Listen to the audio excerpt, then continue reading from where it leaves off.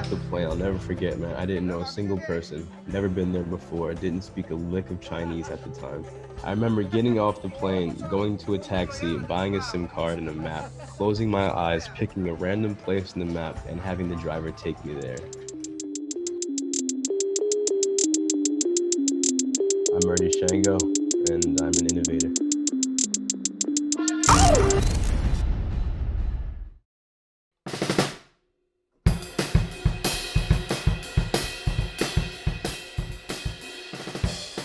I recognize that you can make success off of music. That's all I've known, right? So like seeing my grandfather as a literal professional artist who toured the whole world, worked with the biggest artists of his time, it showed me that anything you want is attainable.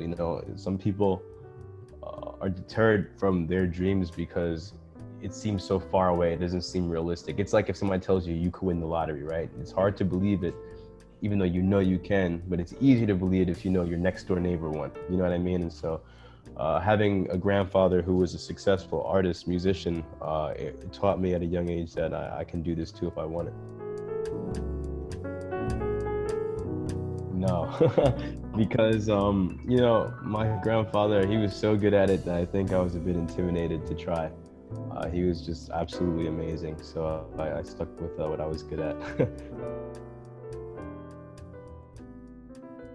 I think it was very gradual. I was always a creative kid. I think the first time I was really fascinated with hip hop, I was I think it was like in middle school, and I saw like there was this big circle outside where it's in like a recess, and I wondered what was going on. So I went in the circle to see, and there was two guys rap battling, and I was fascinated. I was like, oh my God, this is so cool. And they were like, yeah, and going back and forth. And I remember whatever at the time they were saying, I thought was super impressive that they could improvise from the top of their head in front of a crowd like that, And so from that moment, like I ran home from school and I got a little notebook and I was like, I want to be like this too. I was writing some rap battles and yeah, that's how I started, man.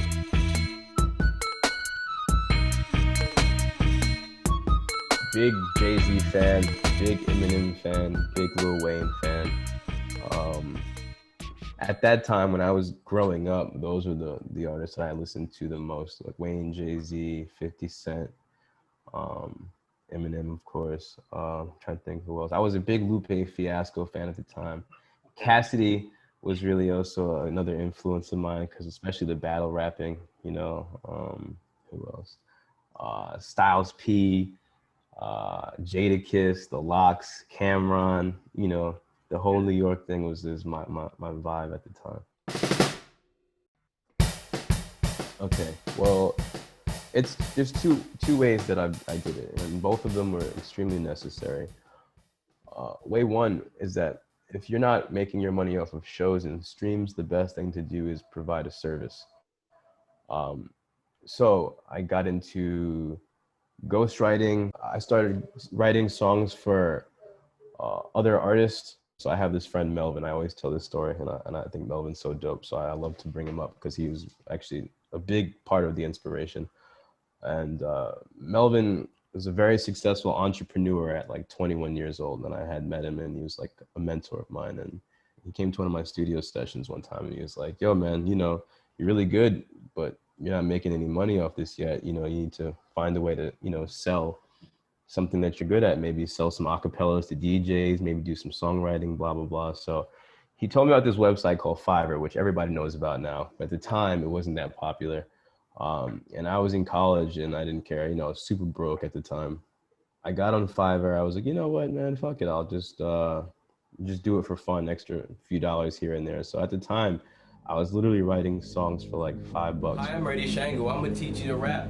It's like mathematics. It was literally amazing because even though I didn't even do it for the money at that moment, I just did it for the sake of saying I'm actually making money off of my creative work. And so I thought of it as like the start. And little by little, I started getting more and more people on Fiverr, and then they put my picture on like the front of the websites. And from that moment, I started developing, client base. And obviously, I stopped charging $5 after that point. The other thing I did was, when I graduated, I had a job doing marketing for Ford, and I just didn't feel fulfilled. So I read actually the biography of Henry Ford, and I asked myself after I finished it, if he was in my shoes, would he be doing what I'm doing right now? And then that was it. I was like, no. So there's this saying that I got from the Vikings, and what they did when they would go to war is they would burn their ships, which means that when they would go to the enemy's territory, they would burn their ships behind them so that they either had to die in battle or take their enemy's ships back home, which in essence means there's no plan B. And so that inspired me so much that I quit my job the same day. I booked a one-way ticket to China. My intention for that was to burn my ships and prove to myself that I was not going to have an ordinary life, and I was going to live how I wanted to live. And that was my way to prove it to myself.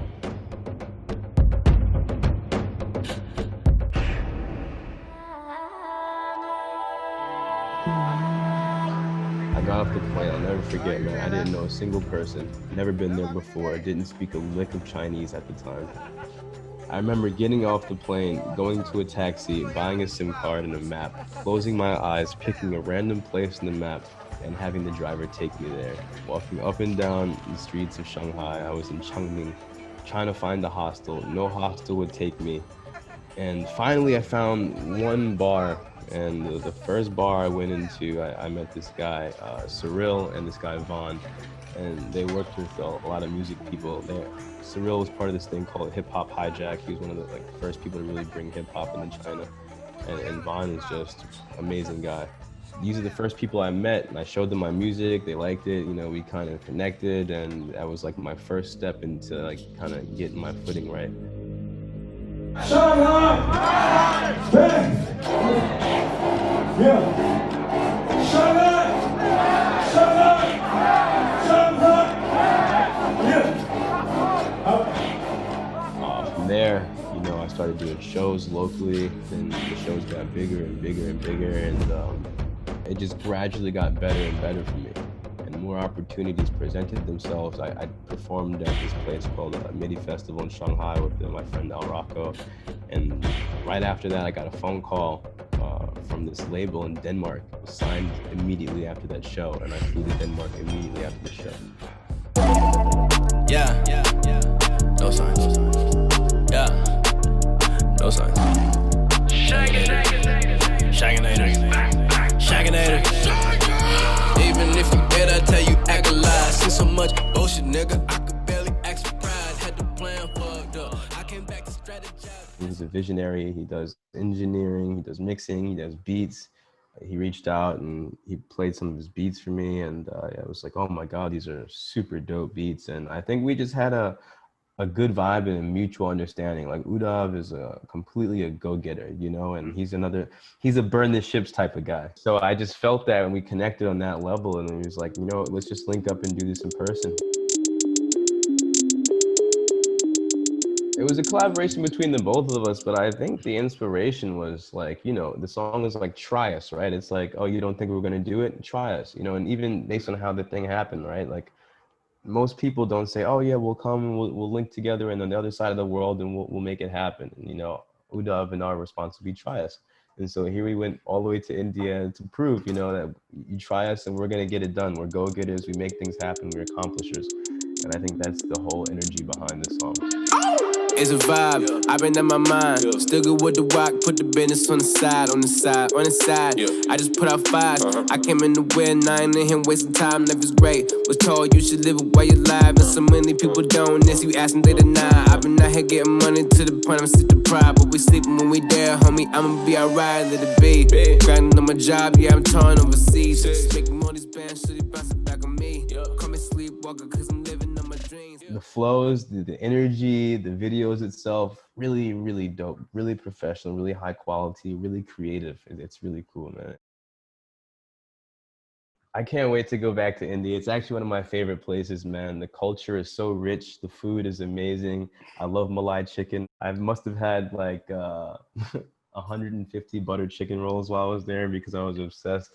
I love the energy of people, the smile that people give you when you're just walking in the street. It's these are the intangibles for me that are just really amazing, and I think the culture just has just so much respect for the simple things in life, and I really appreciate it. In New York, sometimes I find that people get clouded by everything going on, but it's just really pure in India, and I like that.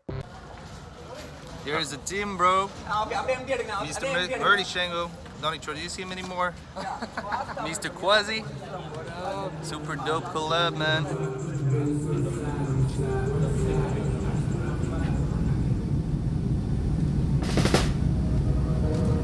Motherfuckers give up before they almost got there. What competition? Motherfuckers be fucking jumping ship and never getting to where they need to be. I could see how it could make some people feel nervous or something, but for me personally, it inspires me. I like to think that I'm on the path of being the best version of myself, and I get inspired very easily. I get inspired by people who do well, people who have achieved a lot, and when I see what some of these New York artists have done for themselves, for their family, for the community, that motivates me. Some of the lyrics that they've been able to come up with, because we're at the end of the day, we're all humans, right? So we all have the same starting point to some extent. We all have the same capacity to achieve if we put in the right amount of time. So I look at people like Jay-Z and I don't think, oh my God, that's impossible to do. I look like, wow, if he did that, I'm sure he worked really hard. That means I just got to work really hard and I can get there as well. For me, it's always been a motivator. Motherfuckers give up before they almost got there. What competition? Motherfuckers be fucking jumping ship and never getting to where they need to be. Fuck that shit. I got what you need, it's exactly what you like. She gon' notice me, bring it back like summer light. I'm back overseas, had to do it, just felt right. I don't feel no low, chasing bandos every night. Oh, shall I proceed? Think I should, I think I might. I just wanna see if these suckers fight or flight.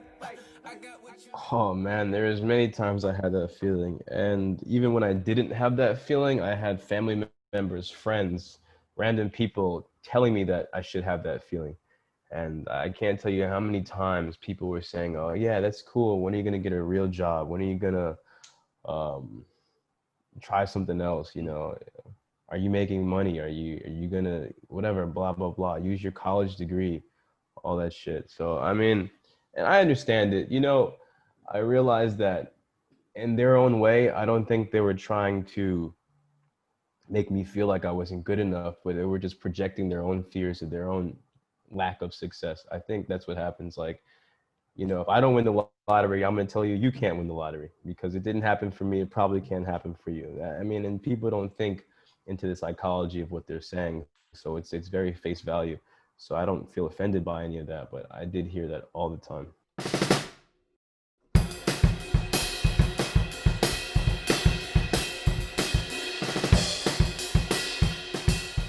Oh, that's a great question. So I would say, based on my own personal opinion, you know, I think everybody has creative moments. I think what separates the two from, well, let's put it this way, right? For me, even doing ghostwriting for people, like it's something that I do 24/7, every day of the week. I'm writing multiple songs a day. It's impossible for me to just naturally feel inspired every single moment of the day at any given time, right?